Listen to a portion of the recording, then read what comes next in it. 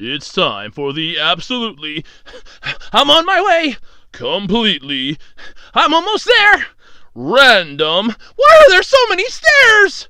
Podcast. Oh, jeez! With Andrew Rhodes. Hello, everybody, and welcome to the absolutely, completely random podcast for Saturday, August 4th, 2018. We are officially 2 weeks away and counting from my birthday. That's right, 2 weeks away. Also, don't forget, that also means you only have 2 more weeks to submit your questions for the Q&A video. That's right, I'm doing a Q&A video. But that's beside the point. What do I have to talk about this week? What is bubbling in my cauldron of topics? Well, I got a World of Warcraft topic here because it's something that seems interesting yet at the same time confusing. That the Sylvanians have just murdered a load of innocent night elves and the World of Warcraft fans are in a crisis. I don't know what in the hell's going on, but it's going to be fun to find out together, isn't it? No, seriously, it's going to be fun, right? Fortnite on Android is going to be driving its battle bus past Google's 30% pay cut and giving Google the middle finger all the way, which, you don't screw with Google and live to tell the tale. So many people have learned that lesson the hard way. Okay, what else do I got here? Oh, yes. Speaking of Fortnite, this is interesting. Parents are now hiring coaches to help their children improve and level up in the game. Why would you want to spend hard-earned money for that? Tell your kids to get up and go out and play, like basketball or something. The great Elon Musk has put out a message to all of his fans. That's right, the billionaire genius philanthropist says that he cannot fix MoviePass. That's right. It's impossible even for the great Elon Musk. It just proves that not everybody can fix everything. The newest Power Rangers episodes were hitting the 25th anniversary season, and believe it or not, it is going to basically be kind of interesting because the Rangers are going to be returning for Super Ninja Steel reunion episode, and I got to talk about that. It's going to be fun. Yeah, okay, well, technically it hasn't happened yet, but gee, it's going to be fun to talk about. Power Rangers was good. I'm sorry, but it was. And finally, not only is my birthday coming up this month, but so many other good things have actually come, well, pretty much to pass. And that is the fact with Toonami giving a new lineup just for my birthday. Okay, well, it's going to be affecting the entire network, but it starts on my birthday. That's a cool thing. Plus, maybe another topic. All depends on how time goes. You never know. Some stuff might happen. All here on the absolutely, completely random podcast. But if you're new to this, if you're unknown to the world of the podcast around you that I do every single week here in my own room, then you may not know about my eBay page. That's right. This is the only selfless promotional stuff that I actually do because, hey, it helps pay some of the bills. I mean, I have a part-time job, but still, it's nice to get a little extra spending money every now and then. Or something to put towards some of the other bills. That way I have a little cushion. Check out my eBay page. All lowercase ARHOADS-2012 on eBay. I have a wide variety of weird things, trading cards, collectibles, oddities, strange stuff, things you can just plop onto a coffee table, and when your friends ask you, where did you get that, you just point to my eBay page. That's where I got it. You can get one too if they still have any, or if he still has one. I mean, come on, find a couple weird things, some Dollar Tree stuff, you name it. So all that can be found on my eBay page. Don't forget that's ARHOADS-2012 on eBay. You can also follow me on Twitter at OtakuRhodes. And don't forget to check out the Web Designer 18 Facebook page only on Facebook. I mean, it's not like a Facebook page is going to show up on MySpace or something. That would be weird. Alrighty, let's go into the how was your week, because we all know I do this every single time. What this basically is, for those of you that are new, because, I mean, there might be some new people listening. I'm hoping that there's a lot of new people listening. I mean, I don't mind my loyal fans, but I'm really hoping that some new people come and check me out, too, because it's a cool podcast that I do. It's about an hour long. I have fun doing it. But anyway, what happened to me this week? Well, a tremendous amount of stuff. Besides getting rained on and oh, did I mention getting rained on? It's been one of those strange weeks. Having a hard time finding something to keep my grandfather calm and happy in the afternoon while watching TV with him. Although I managed to come across The Joy of Painting with Bob Ross's on Bob Ross's YouTube channel, and honestly, I was amazed that my grandfather actually was enjoying it. I mean, it's like 31 seasons of the show, and we're not even a quarter of the way through like anything. I'm just popping episodes up at random.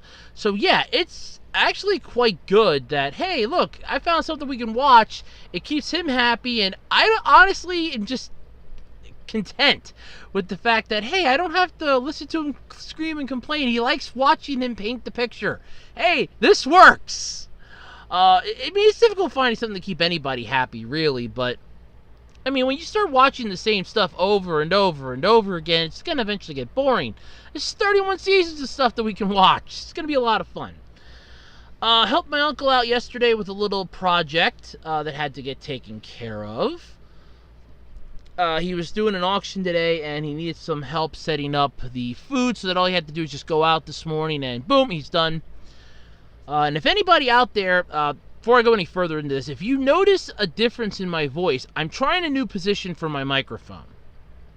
I usually have it hanging overhead. This time I have it kind of coming at me up from the bottom. So if you notice a difference between last week, that's what it is. I'm going to try my best to keep my volume at a constant level, but just giving you a heads up, that's why. I did have the wind guard on here, and it didn't really help. And also, if you hear the humming in the background, that's my fan. We're in the midst of getting ready for heat wave number 2 here, according to the news. I think it's heat wave number 3, because they're a little off, but then again, nobody literally listens to me when it comes to weather. I've learned that the hard way. Sorry about that, I kind of had to fight back a burp there. But anyway, yeah, my week's been pretty dull. I did manage to find something on eBay. This is kind of cool. This was something that I've been searching for a while. This is something that every time I have like a free moment, I have the saved search listing on eBay, because it was something that I really wanted. I'm planning on doing a review video of it. I'm really excited. I'm really ecstatic that I actually got this for such a good price, too. Yes, I had to pay for it. Yes, it came out of my, what I'd like to call, hey, look, this is my little extra that I have after paying bills and everything. But honestly, it's worth it, because it's one thing I can scratch off my list. And honestly, I mean, I have been wanting this thing for, God, years. I've been wanting this for years, and I finally managed to track one down. I only have like 2 more out of that line to find. It's a Transformer. I only have 2 more out of the line to find that I definitely want, and 1 more that I'd like to get a replacement of if I can ever find one cheap enough. But otherwise, yeah, I've had an interesting week. It's been kind of an up and a down thing. Been mostly tired, and I don't really know why. I think it might just be the weather and the heat, my allergies. But anyway, so there you go. Oh no, I actually do have one interesting thing I can talk about. My mom and I made those little pizza popper things today. I think I talked about this last week on the podcast, about the one section in the newspaper that we had a thing about pizza. And we tried the recipe today. They weren't bad. We might try it tomorrow. I don't know, in case something happens.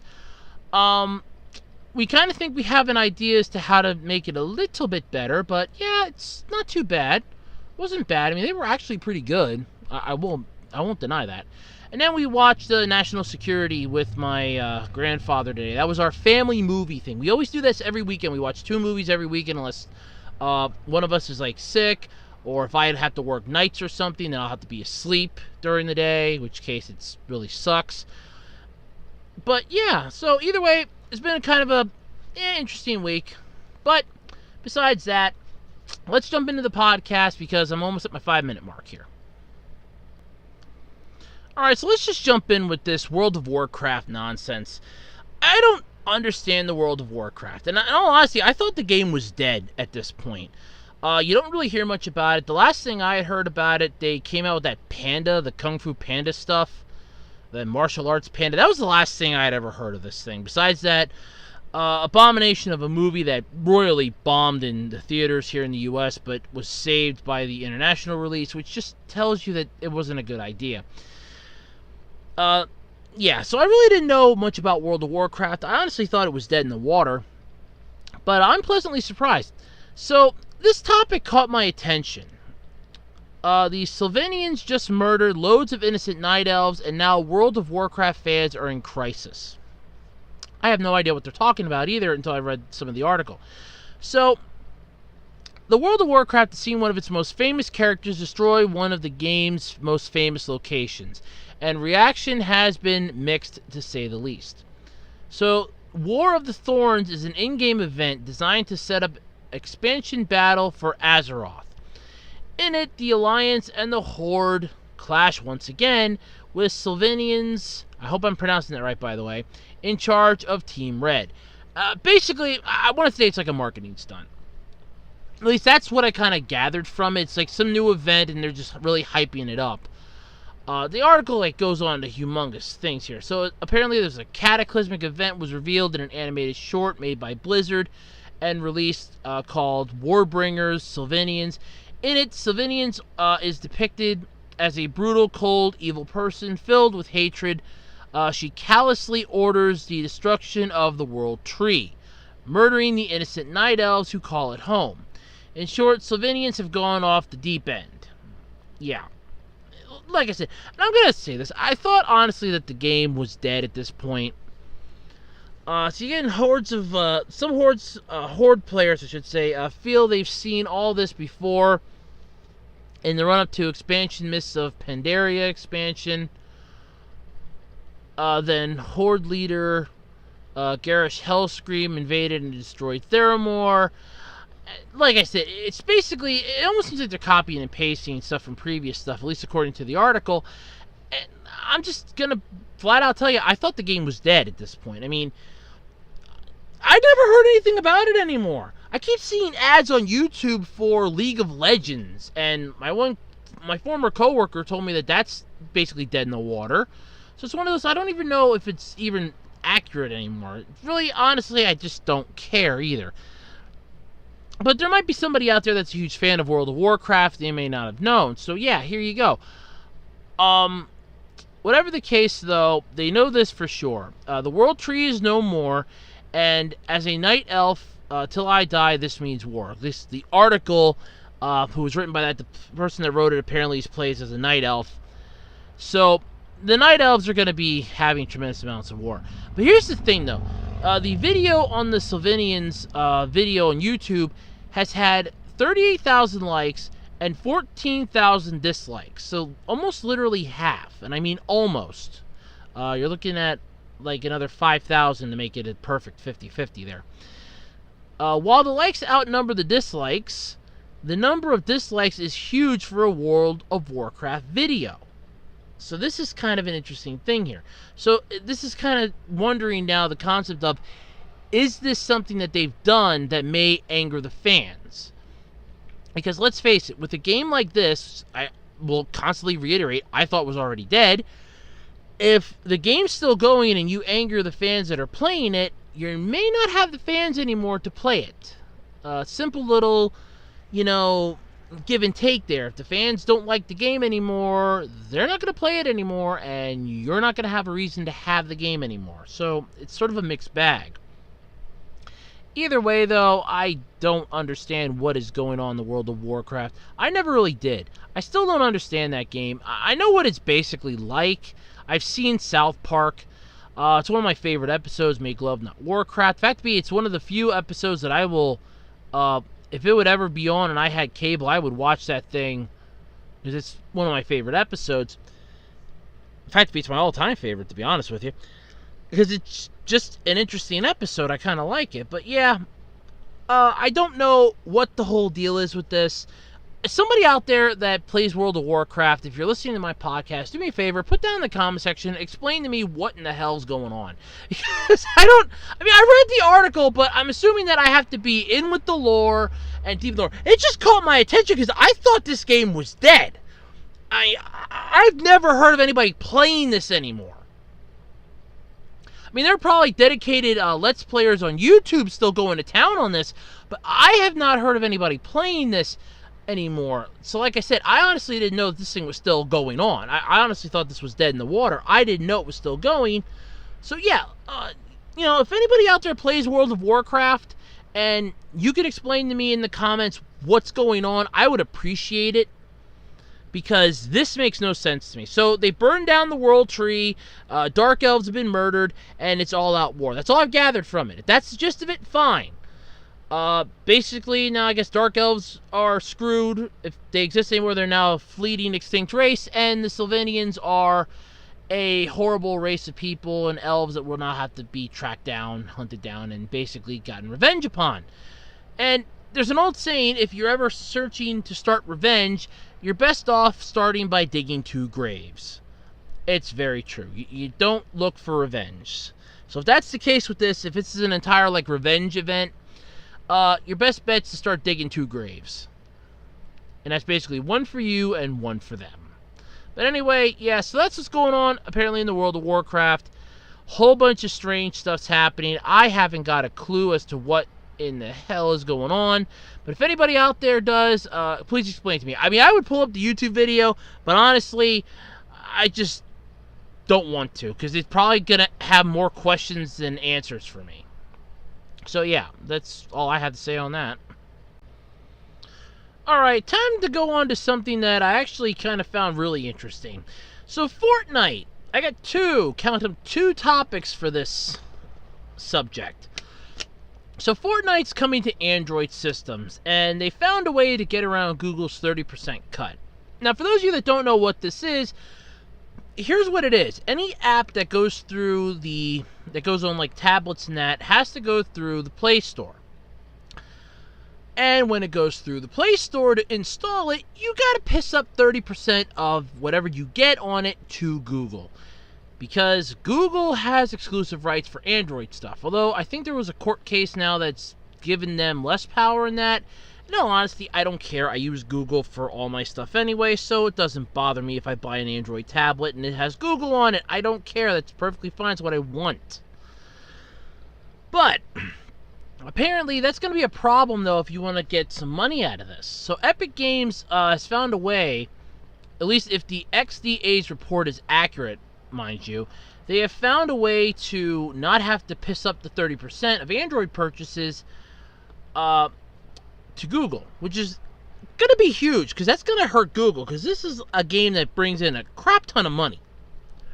And by the way, this is a freemium game. I just want to stress this. This is one of those freemium games that has in-app purchases or in-game purchases that you can get to make your gaming experience better. If you want to buy a souped-up weapon and flaunt it around to the lower-level characters as you're blowing them to pieces, you have the right to do that, though you're going to get a lot of them pissed off. You sadly have the right to do that. I hate people that do that, though, but you have that right, apparently. I don't know why. But anyway, so here's the thing. How this went on. So this game racks up millions of dollars a day. I mean, it's true. I heard a news report about some kid that lost everything in his game because he got swindled into giving up his password and account username. The thing was linked to his mom's credit card. He had spent a lot of money perfecting his character, getting sweet custom clothing, skills, making his character just 100% badass, and just had all that taken away. And then just for shits and giggles, they killed off the character. Yeah, the people just did that literally for shits and giggles, and it's yeah, that wasn't really nice of them. So this game brings in a crap ton of money. I mean, we're talking dump truck loads of cash rolling up to doors at Epic Games here. So how do they plan on getting around this 30% BS from Google? Which, first off, I kind of think is astronomically high. So if you want to come up with an app-based system or an app-based game or something for an Android that involves purchases, you got to get ready to kiss up 30% right away to Google. That's astronomically high. Especially if you're charging $1. Let's say, okay, let's say hypothetically I make a game. And I decide I'm going to put it up on the Google Play Store. And all of a sudden, I'm like, yeah, I can make like a couple $100 on things a day here. I'll put like a $2 price tag for a couple revives and continues, and people will just buy that. So out of that $2, I'm already losing at least 30 cents on every dollar. So I've already lost 60 cents. So I'm already down to $2.40, not counting differences in money, or having to convert anything, possible other fees. I'm already down to $2.40. You figure with other fees, if there are any things like that, you're looking at getting like less than $1.50. And that's kind of sad. But then again, you figure doing that multiple times, it's still kind of sad. So, how do they suggest getting around this? Well, you're going to have to download and install Fortnite through your browser. Once you download it, you'll be prompted with some security permissions. It's going to be necessary to install any app outside of the Play Store. First off, if you value your Play Store stuff, don't do this because it's going to be like a bad thing. If anybody was wondering what that noise was, I took a label off a water bottle. Don't like install something outside of this because you don't know if some hacker or some Trojan virus might have gotten on that, and all of a sudden, boom, your tablet or phone just got infected, and now you're SOL. You have to reset everything. So ARS was unable to confirm the legitimacy of an image that was provided, but XDA's report cites the final sentence about app installation by reprinting the source code that it pulled up this previous Sunday. The sentence does not appear in the site's source code as of press time, apparently. When this place reached out to Epic Games to ask about the legitimacy of XDA's report, the existing source code does refer to many specific Android models as opposed to offering a blanket, not an Android yet response to general Android browser metadata, but that's not necessarily a hint to specific Android device support. I consider that we have no idea, don't ask us. But apparently Reddit users originally cited by the XDA's report reached out to ARS Technica with links to a JavaScript file currently live at Epic Games server. Refers to the files with names like Android download. The code includes guidance for directly downloading files from Epic server to Android devices, but there's not currently advanced or activated to start said downloads. So in other words, we have it, it's here. Any brilliant hacker or anybody that can read source code can see it. It's just not ready yet. We haven't flipped on the light switch. So Fortnite's biggest potential competition on Android, PUBG Mobile, does not ask its users to veer outside of the Google Play interface. Yes, that's because they probably make a crap ton off of in-game purchases that they can afford the 30% cut right off the freaking bat. That's still astronomical. 1 versus 30%. So these kinds of instructions are necessary, like I said, to run an Android app outside of the Google Play storefront. Requirements that app makers cough up 30% of any in-game purchases.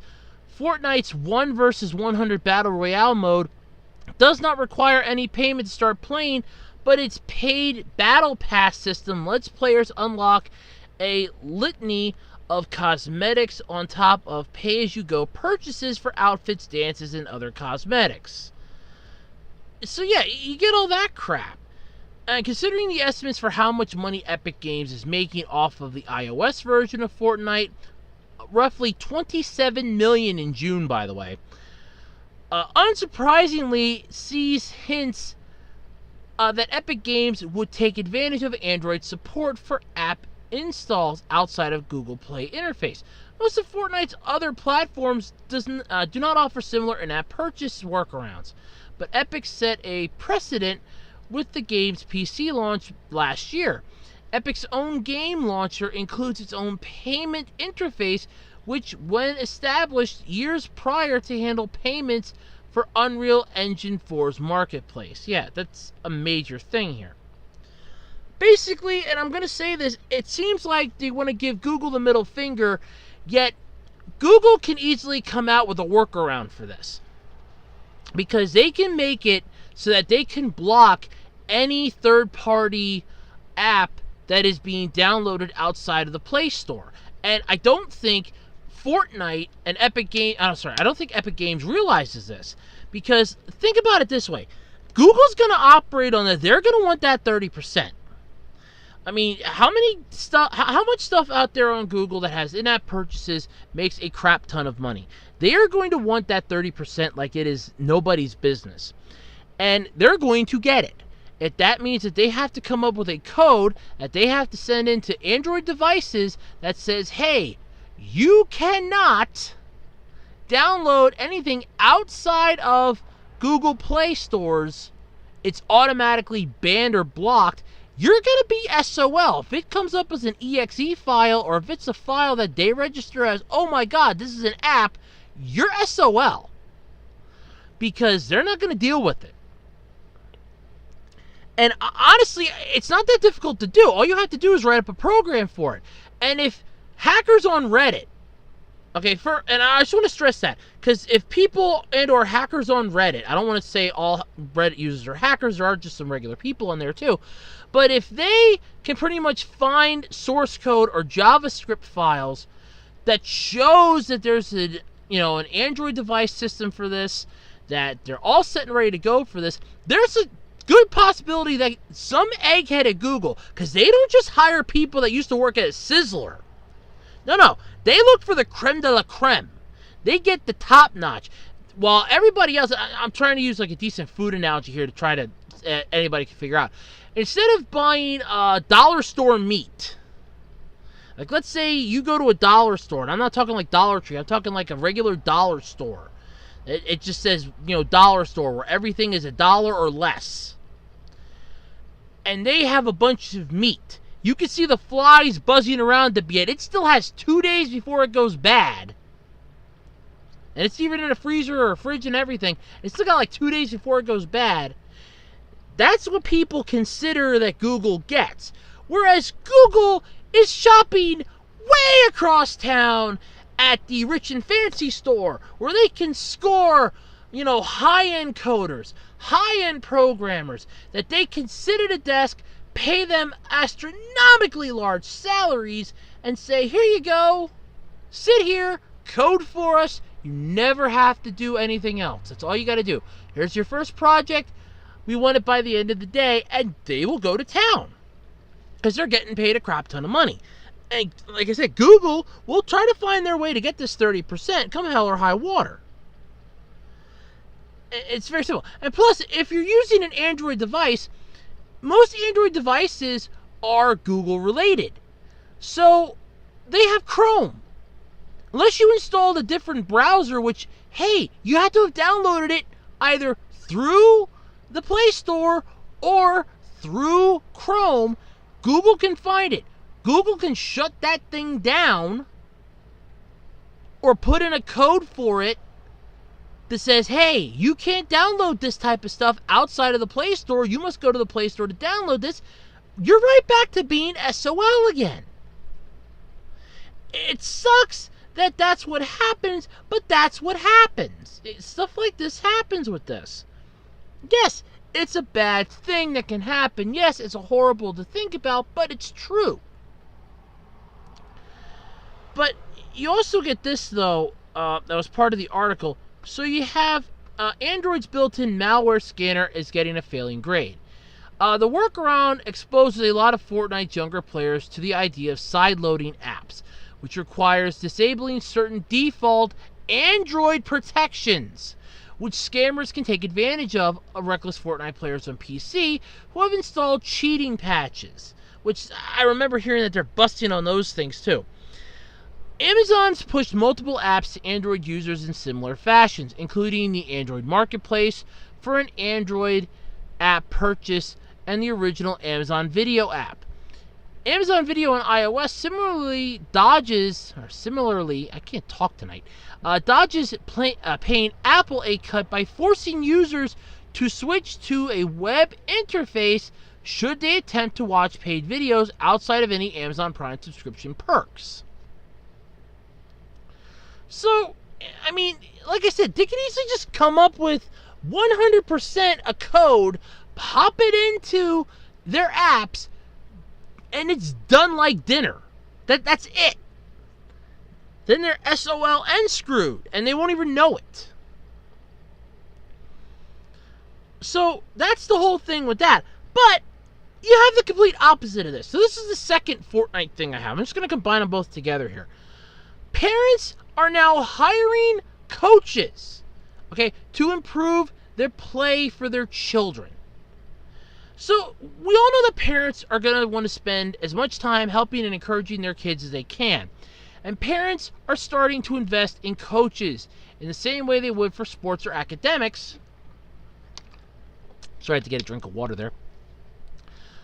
Just to help their kids improve on Fortnite. Unless your kids are going to be working on this and they're going to become professional video game players or testers, I would not do this. It works out well for the people that are getting paid between $10 and $20 per hour, so their kids can level up and become better Fortnite players. This is almost like the same bullshit that was started back when Guitar Hero was starting to get really popular. There were parents and people that were posting Craigslist ads that said, I will teach your children how to play Guitar Hero better for $20 an hour, 3-hour minimum. So you're paying $60 for them to basically teach their kids how to play a game for 3 hours that they could just do on their own and not have to piss out an extra $60 on. There's pressure, though, not just to play this, but be really good at it. Apparently, some person purchased 4 hours of lessons for her 10-year-old son. Her 10-year-old son! So you can imagine what it's like for him at school. No, I can't. So what, is he getting his ass kicked just because he doesn't play a game as well as the other kids? When I was growing up, I couldn't play basketball as well as the rest of my class. They didn't beat my ass or anything. Does that honestly equate to this? Oh, he's being ostracized. I was ostracized by a whole crap ton of my class for the longest time. But this honestly starts getting idiotic when you have parents now paying for coaches. I mean, this is insane at this point.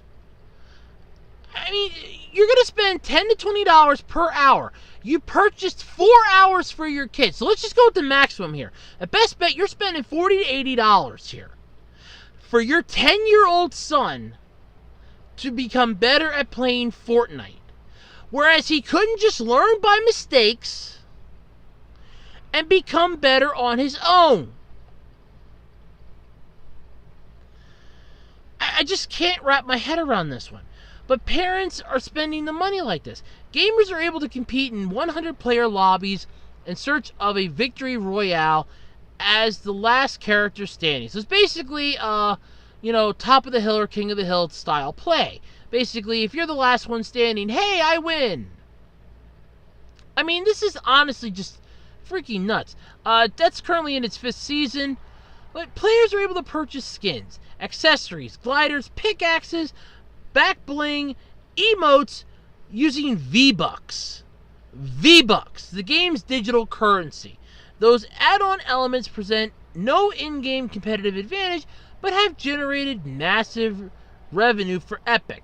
V-Bucks. V-Bucks. I just want to stress that. That's honestly stupid. It's like one of the stupidest things I've ever heard. But this is honestly dim-witted, though. So there's another one here that says that this is paying off. So some parent told the Wall Street Journal that their 12-year-old son struggled to win on the highly competitive Fortnite landscape.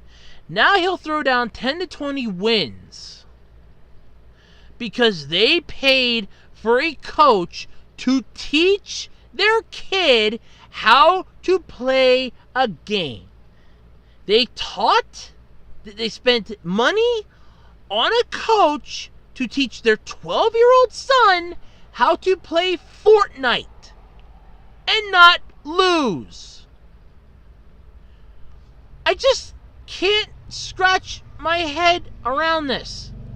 So, Fortnite coaches, apparently the call for these and the requests are going to be continuing to grow. This is a major demand at this point. I find this highly scary. I mean, this is honestly nuts. And Fortnite is on track to generate $2 billion already. Add in the coaches are getting... And I mean, I can understand that this is a way of the newer generation making money. All power to them. They're coming up with an idea to make their own money other than going out and working 9 to 5. Hey, more power to them. I feel for them. I wish I could do something this cool too. But there's a time and a place when you want to call something stupid, and I'm going to call this stupid. When it comes to video games, okay, I could understand it if it's a game that, is really difficult and really, really, really hard to master the basics on. And I mean the basics. Like Minecraft, or like a trading card game, or some of the simple app games that you have come out, like Contest of Champions, or Digimon Links, Sword Art Online, Infinite, or Integral Factor, Exo Gears, or Exo Wars 2. Games like that, even some like console games, I could see spending money to have coaches help your kids if they want to be professional gamers. This is honestly, you're spending more money for your kid to literally sit down in front of a game that they could just do on their own, and now you're having them learn, like in school, playing something that they wanted to do for fun. That's where I draw the line, folks. My mom would have never pulled stuff like this. She would have told me, get my ass up from the computer, and go. My mom's old school. Yes, I'm not exactly a fan of this, but at the same time, I'm going to say it's ingenious. And I'm not going to lie on that. It's ingenious that people want to come up with their own way of making money, especially in this economy, the way the world is. I don't blame them. It's a unique idea. But here's the deal. Like I said, there's a time and a place for this stuff. This is not the game to do that on. If you want to do it, pick a bunch of games that are difficult to master the basics. The basics. Like the stuff you need to barely survive. Let them learn the advanced stuff on their own. If you're a teacher, you don't just give the answer to your student. That makes you a bad teacher. If you want to be a good teacher, you make your student come up with the answer by giving them a hint and pointing them in a direction to help them. Not flat out giving them an answer. And that's what this kind of feels like. Well, here, if you do this, this, and this, you can get this. If you go around like this, you can come around from this angle and you can get them this way. That's not helping them learn. That's giving them the answer. It's like giving them a cheat sheet to a test. That's what I find morally and eerily wrong about this. Otherwise, I think it's a great idea. I mean, that's honestly a neat way to make some extra cash. Granted, you're not going to get rich, but it's a good way to make some cash. I mean, now if you're a really good player, yeah, you can make a freaking business out of that. But you'd have to stay hip with the times. The second the game starts going downhill, your clients are going to dry up fast. I mean, if nobody plays it, you're SOL. Big time. I don't know. That's just my thoughts on it. It seems kind of weird, but at the same time, yeah, I could see the purpose of it. I really could. Alright, it's time to talk about everybody's favorite billionaire, genius, philanthropist. I don't know if he's a playboy or not. But anyway, Elon Musk cannot fix MoviePass. I don't think anybody can at this point. I think that thing is pretty much dead in the water. It's sinking faster than the Titanic, and it just does not understand the concept of it has to go. And I apologize to any fans out there of MoviePass, but let's face it, you're literally running on borrowed time at this point. I'm sorry, you really are. Elon Musk sure has had a good run of fixing the world's pressing problems. Really? I haven't heard about him trying to stop and help the California wildfires. Try to stop those. I mean, I have an idea on how to stop those. It's actually quite an ingenious one, actually, and I'm trying to draw it up, I'd actually submit it to somebody if they could build it. It's an actually good idea. He built that kid-sized submarine to try to help the Thailand soccer team, though it didn't end so great, though, for him. I don't even think they never really used it because they just brought everybody out, the way that they did. He comes up with fancy electric sports cars, built-in fancy tents, fancy solar roof tiles, climate change. Yeah, he's done a lot of stuff, okay? And he's really trying to get everybody off the Earth because, hey, I think he wants to name this planet Musk at this point.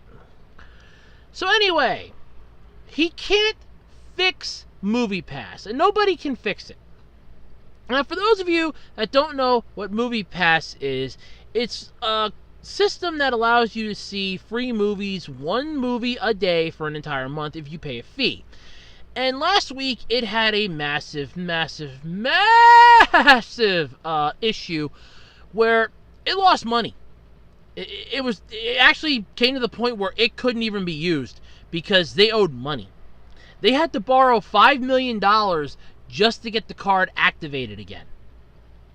For everybody's card to work again, they had to pay $5 million. And how it works is you pay a monthly fee of it's around $10.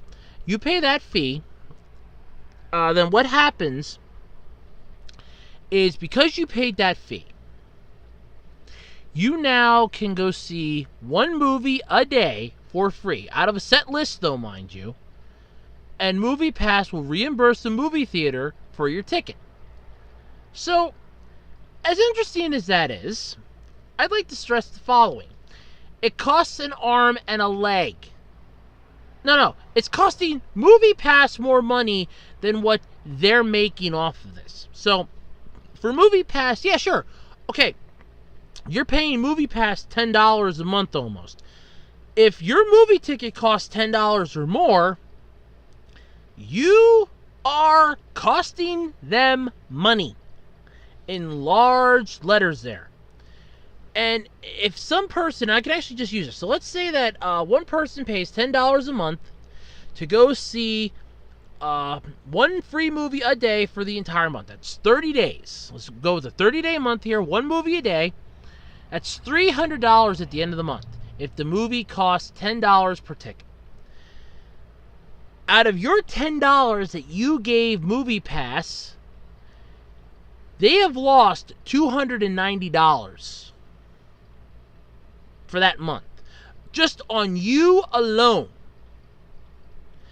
Then you have to factor in how many people are doing this, the large quantity of them doing it, and you can suddenly see how it'll skyrocket out of control quite easily. So it's actually not a good thing. No way is it a good thing. It's doomed to fail from the start. And if Elon Musk can't even fix it, that's a problem because, well, he's the genius of the world. Everybody knows it. Yeah, because apparently some person asked if he can fix, MoviePass, and he goes, no. Flat out and simple, they're like, can you, fix MoviePass? And he goes, no. So, yeah. But I like how the article here goes, and this is actually funny, because this was a BuzzFeed article. Yeah, all hail BuzzFeed. Or at least they told a BuzzFeed reporter, but either way, yeah, BuzzFeed, that's always fun. Even a person that's got a very well-greased God complex knows its limits. Gee, it's finally wonderful that he knows his limits. Wow, he's reached the ceiling of Musk. Wow! Holy crap, I never thought I'd live to see this day. He's finally realized I can't fix everything in the world. Somebody stop me, it's gonna snow. Look, when you have somebody, and I mean no disrespect to the man, but when you have an ego that is twice the size of Texas, and currently hovering above the earth, giving shadow to the ocean, you have to realize that you're gonna find something you can't fix. You can't solve every problem in the world, and he's now realized this, and it's finally, well, it's great. He's finally realized it. So, yes, this does mean that MoviePass is eventually screwed. We all know that this is going to happen. We all know it's going to go down, it's going to crash, it's going to burn. It's just a matter of time. Is there anything we can do about it? Yeah. People could stop going to see one movie a day every single day for an entire month if you're only paying $10 for a freaking pass. $10 a month to see one free movie a day for an entire month is going to cost them more money. Any idiot, and I do mean that. I mean no disrespect to anybody, but any idiot should have been able to do the math on this. How much does a movie ticket cost? How much are you paying them a month? And they're reimbursing the theater for your free ticket. You're costing them money with each and every movie you see. After that first one, every movie after that first one, you're costing them money. And you can't go see like blockbuster ones either with this, according to what I've seen. You have to go and see B-list ones. Movies that have like maybe 1 week to go before they get yanked out of the theaters. That's what you're stuck seeing. You haven't got a chance of making enough money to keep your butts afloat here.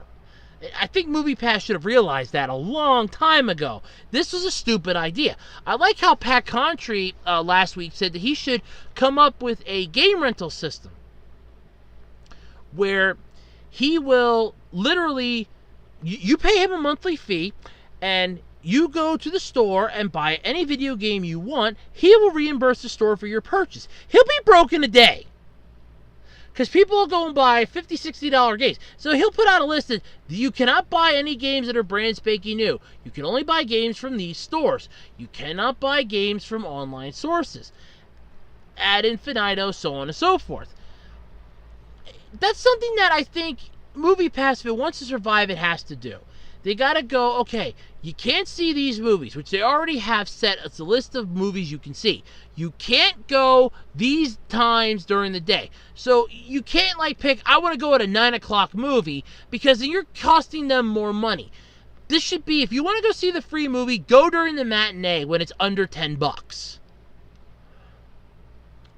You're limited to one movie a day, which they have, that's the best thing that they've done, along with the list of this is the only movies you can see. But they should also have a cap of these are the only theaters you can go to. That will limit it down to how much money you're wasting. Yes, it's gonna piss off patrons of this so much, but you need to think about your bottom line. If you're not gonna exist anymore, there's no point in having a system. Especially when you're just pumping money into it. This is literally a hole in the water. They're just chucking money into it.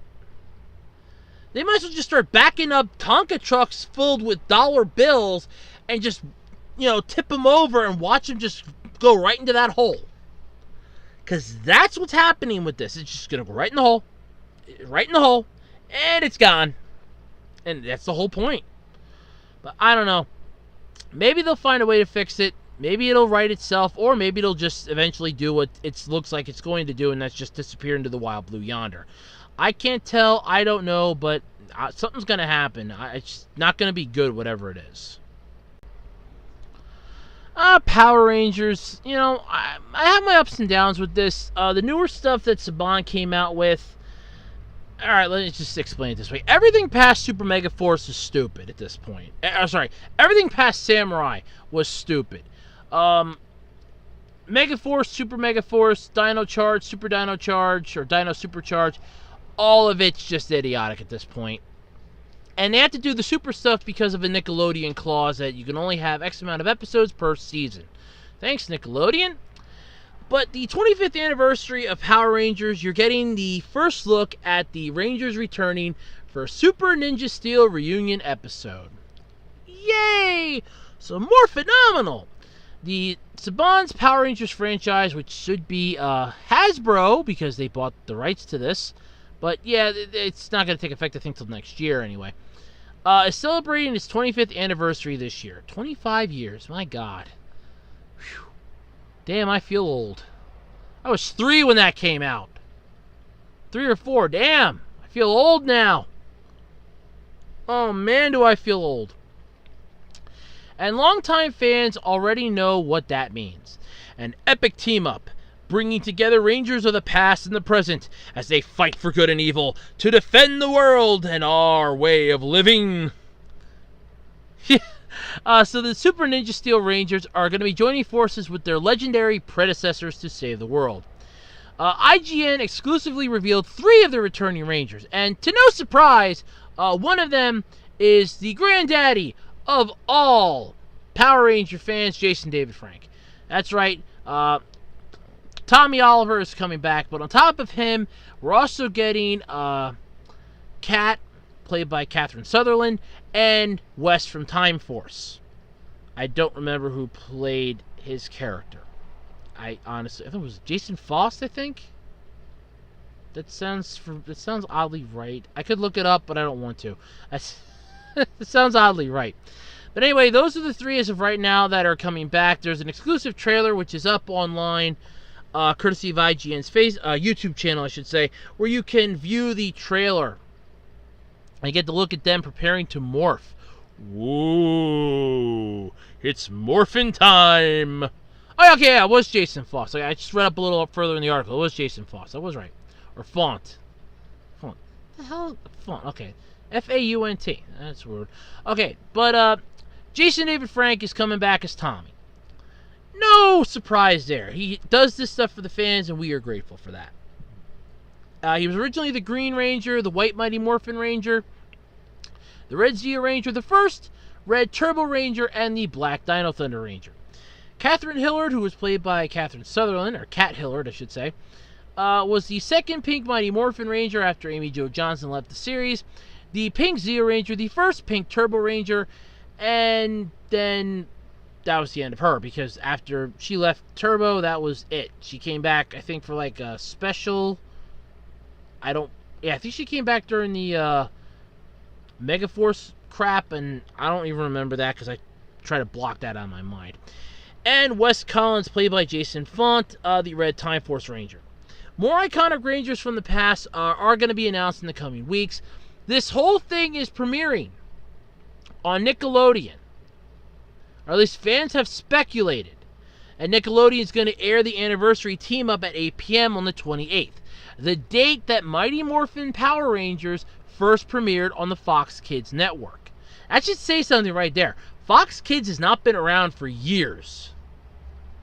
I mean, they changed. First it was Fox Kids, and I think it went to the Fox Box. Because I remember, it was like every Memorial Day, they always had a thing on like Sunday nights.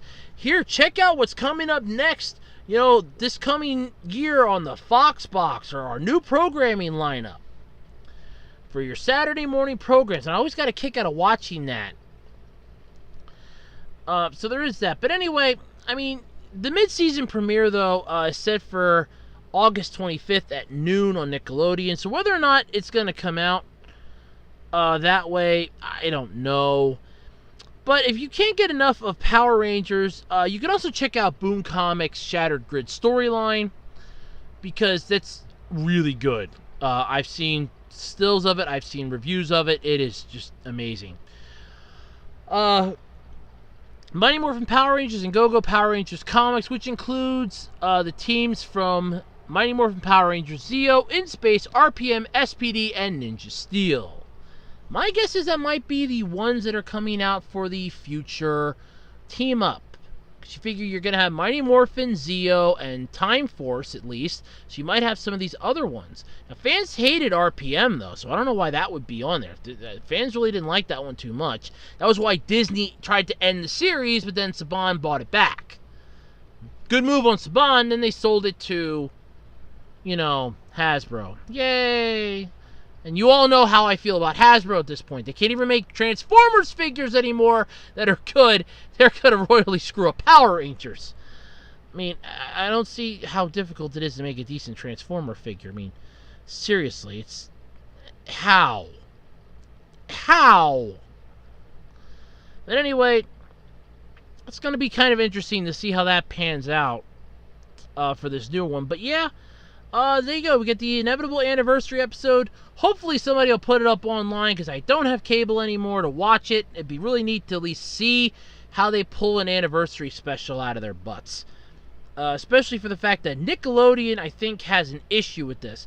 Because when we had Super Megaforce's Legendary Battle, the Legendary Letdown as it was, and that was a legendary letdown, you had one version on Nickelodeon, and then a totally different version on Nicktoons. And we, the fans, were a little pissed at that. That was like the final straw. It's like, okay, the Legendary War was a legendary letdown, but then the actual ending being aired on Nicktoons, which barely anybody got, was the final straw. It's like, okay, that's it. Screw this crap. It's like, screw this crap, we're going home. This stupid stuff is where we draw the line. It honestly was. It's kind of bad, though, when the one person who was pitching the Legendary War, the Legendary Battle and everything, who was going, I'm doing this for the fans. If they wanted to pay me $1, I would take it. Just so I could come back and do this for the fans. It's kind of bad when he makes a statement in an article explaining about how he was doing something, I think it was for Bat in the Sun. I think it was either the White Ranger versus Scorpion or the Ryu versus the Green Ranger one. He goes, I have got to do this to the fans to make up for the Legendary War. Or for the Legendary Battle. So he even admits it was a letdown. And I remember reading that too.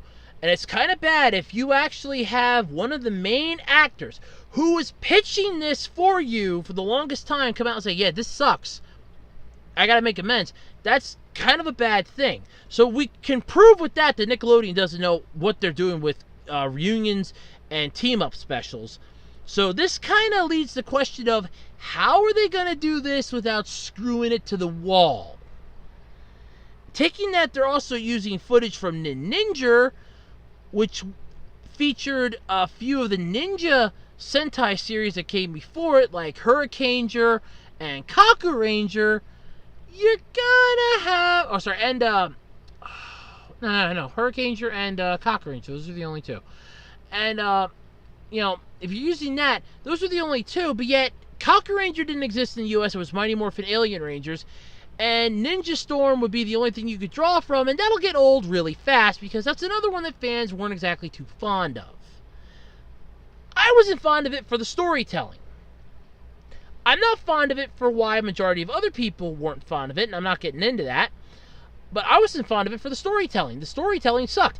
And I have seen the Japanese version, and that sucks just as much. So it sucked all around. There was nothing you could do. It sucked both ways. I'm not going to deny it. I will admit it. It sucked both ways. So we're just going to have to wait and see if they can manage to pull this one successfully, or if it's going to be another Nickelodeon letdown like the Legendary Battle.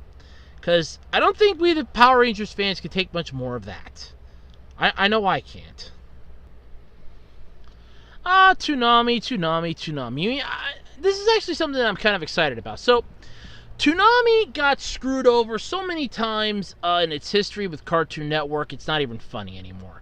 Got canceled in 2008, got revived in 2012.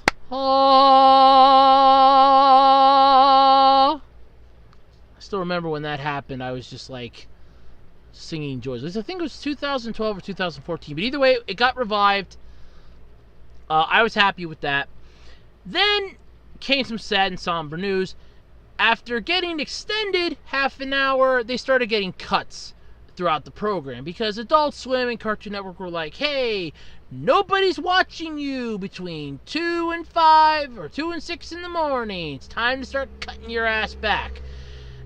And they replaced it with more of the, as I like to put it, stoner programming that you need to be high in order to watch. Although my coworker and my supervisor, or at least my supervisor, denies this, I still think that Adult Swim programming, with Rick and Morty being the only exception, you need to be high to understand. I mean, you gotta be baked. If you can't understand it, congratulations. That means you're sober. If you can understand it, you might have a problem. But then again, like I said, that's just my opinion. Because I couldn't understand it And it made no sense to me. It wasn't funny. It wasn't entertaining. It was just disturbing. Especially watching that at 2 or 3 in the morning. That was just disturbing.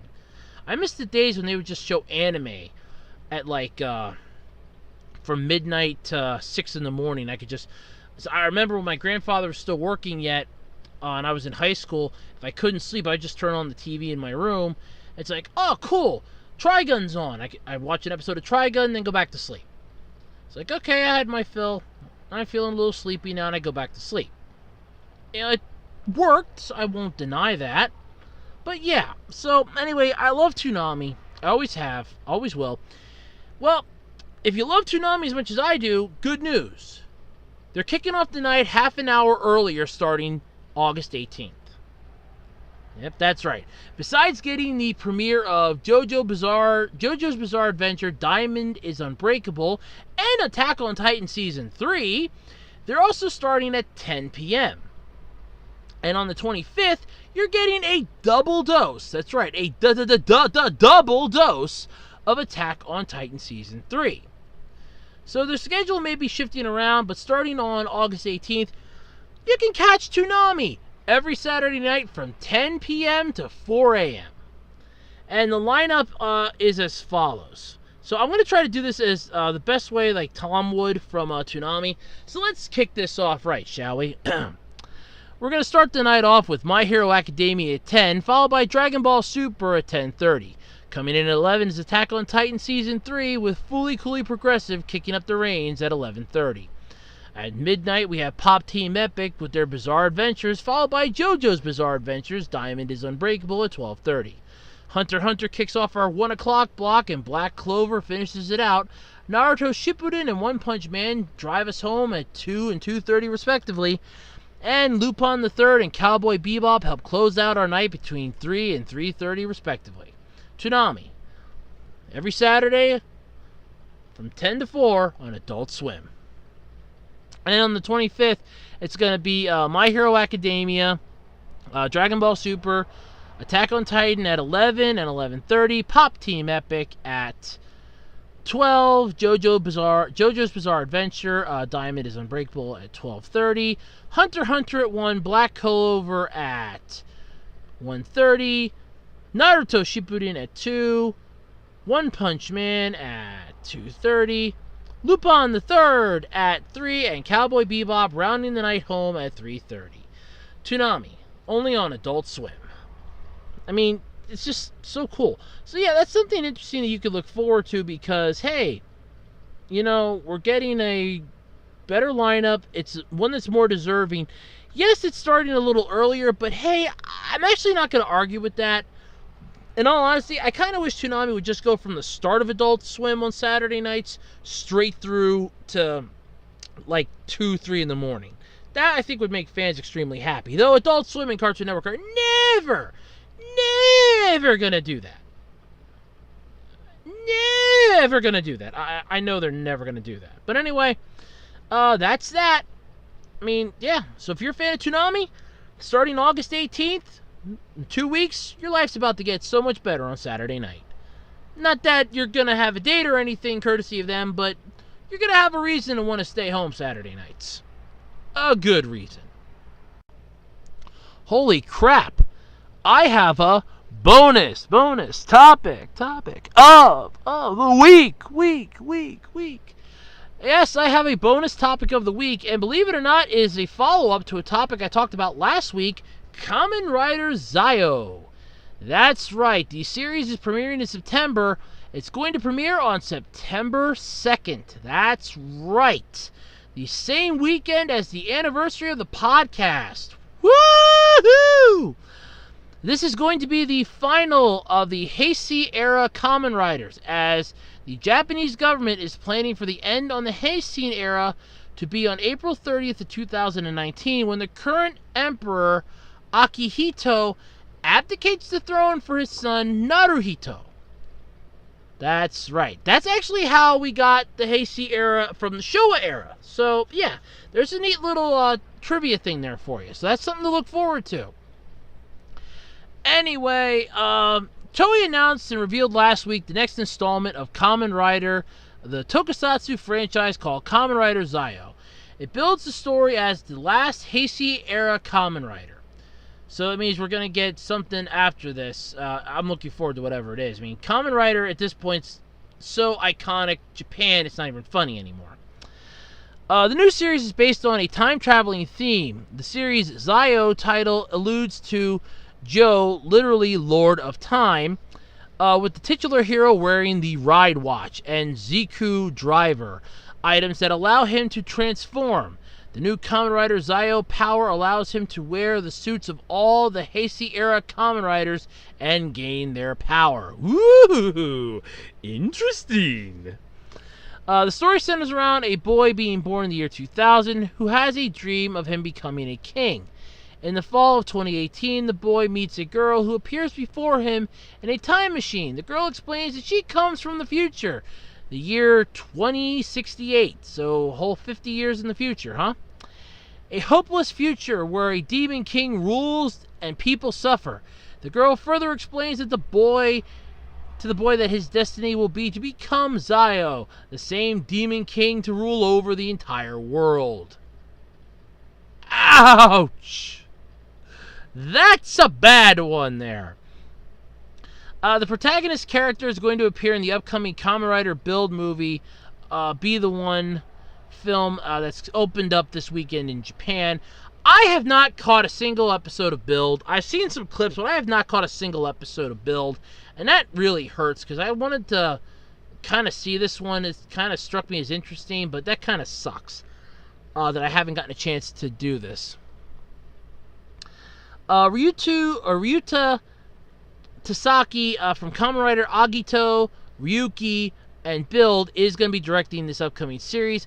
Kento Shinoyama is penning the scripts for the series, and Toshihiko Sahashi is composing the music for the series. Ooh, I'm looking forward to the script, to the soundtrack. I always like the soundtracks for the Kamen Rider series. They're always a lot of fun, except for Kiva. I just could not get into Kiva's soundtrack or Kiva's premise. I'm sorry. I like W. Deno is my all-time favorite. Ryuki, I could take or leave. I'm a Heisei era Kamen Rider, the Haitian era or Heisei era Kamen Rider. So yeah, I'm more of a fan of that than I am of the Showa Riders. No offense, they have their moment in the sun. They have their place in history. I'm not going to deny that, but I kind of like the newer stuff. Toei's going to announce more details, including the cast, during an event on August 7th. They initially filed for the trademark for the series back in April, which is pretty cool. So it's actually ahead of schedule because Kamen Rider usually runs October to October. And honestly, I thought Kamen Rider X-Aid was only going to run to like February because the script and the premise seemed really short-sighted. Then they managed to somehow stretch it out. So this one going only to September Build is actually kind of a shock. But then again, if they didn't do like a break or something and they had it up one weekend when like a Super Sentai series didn't air, I could see that panning out because then it's like, hey, we can put this up this weekend. We don't have to worry about having a Kamen Rider show, and then I'll give them an extra week, which will eventually add up. I mean, if they did that a couple times, they would have some extra stuff around. So either way, this is cool. So there is more information out about this. I'm just getting a kick at it. So we're going 50 years into the future. So we're obviously pulling some Back to the Future stuff here. Because remember, in Back to the Future, Marty went 50 years into the past from 1985 to 1955. So we're going from 2018 to 2068. I wonder if I could time travel with them. I could see my future self. It might be interesting. But anyway, well, alright, all interestingness aside, it does sound pretty cool. It just sucks, though. This is going to be the last of the Heisei era Kamen Riders. And I know I'm probably mispronouncing that, but I don't know the exact pronunciation for it. So I'm kind of hoping that whatever they're going to name the next era of Kamen Rider, that it's going to live up to the name it's going to get. I really do. But anyway, though, I just want to take this moment to thank Emperor Akihito for everything that, he's done for the country of Japan. I mean, honestly, he's seen them through so much. Honestly. So it is just really, impressive. And I know I try not to do like a lot of stuff like this on my shows, but honestly, I mean, this is actually something that's really cool because I honestly didn't think that they still did this. I thought they went to like a full diplomatic sort of deal. So it's still kind of cool. So yeah, so, you know, thank you for everything you've done. And on April 30th, 2019, which is, when is that anyway? All right, let's pull up my handy dandy calendar here and let's see here. Okay, that's going to be the last Tuesday of the month. So the final Tuesday of the month is when the Emperor is when he's going to be abdicating his throne. So it's kind of cool but sad at the same time. So for us, it'll be on the 29th because they're about a day ahead of us. And for them, it'll be the 30th. So yeah, that's actually kind of cool. But yeah, I mean, either way, I find this neat. It's interesting. You will never hear me deny that it is interesting. I mean, it's cool. It really is. So yep. So that's kind of interesting. So we're going to get some more information, hopefully. I guess I'll have another topic of that next week. More information on the upcoming Kamen Rider that's coming out. I mean, it's cool. I'm looking forward to it. I really am. So yeah, that's gonna be neat. Really, really neat. Cool. Alrighty, everybody. Well, that is going to do it for us this week here at the Absolutely Completely Random Podcast. I'm getting tired. It's time for me to, well, go into a very decent relationship with my pillow because I'm tired and it's time for me and her to snuggle up. That tells you something. But anyway, if you have any topics out there you'd like me to touch or you'd like me to tackle or you find something that you think I might get a kick out of, there are 4 ways you can send me the information and I can talk about it. You can hit me up on the discussion section of my YouTube channel. You can send it to me via the podcast email, acrpodcast@gmail.com. You can drop them off on my Twitter page or send them to me via Twitter, at Otaku Roads on Twitter. That's my Twitter name. And you can even drop them on the Web Designer 18 Facebook page. I will see them. I will find out about them, and I will check them out. And if they pique my interest enough, they may possibly hit the podcast. If I don't reply to it, either A, I couldn't get into the email if you send it via email, or B, it just was either something that I don't touch or I didn't really find it that entertaining. I mean, in all honesty, I get final discretion on it, and as much fun as it would be, if it's something that I, 1, don't know anything about, or 2, don't understand, I'm not going to stand out here for like an hour making an ass out of myself trying to, justify something. And don't forget, like I said at the start of the podcast, you have 2, count them. Well, actually, by the time I put this up, it'll actually be less than that, actually. You'll have less than 2 weeks to submit your questions for the Q&A video. I promise it is going to be spectacular. No, I'm not doing that again. It's gonna be a good video, I promise. It's gonna be filled with, excitement, action, comedy, dancing girls. Well, maybe not so much the last part, but anyway, it's gonna be interesting. I promise that. So anyway, though, for the Absolutely Completely Random Podcast, my name's Andrew Rhodes. It has been a pleasure being here with everyone tonight, and I will catch you all next time on the Absolutely Completely Random Podcast. Good night, everybody!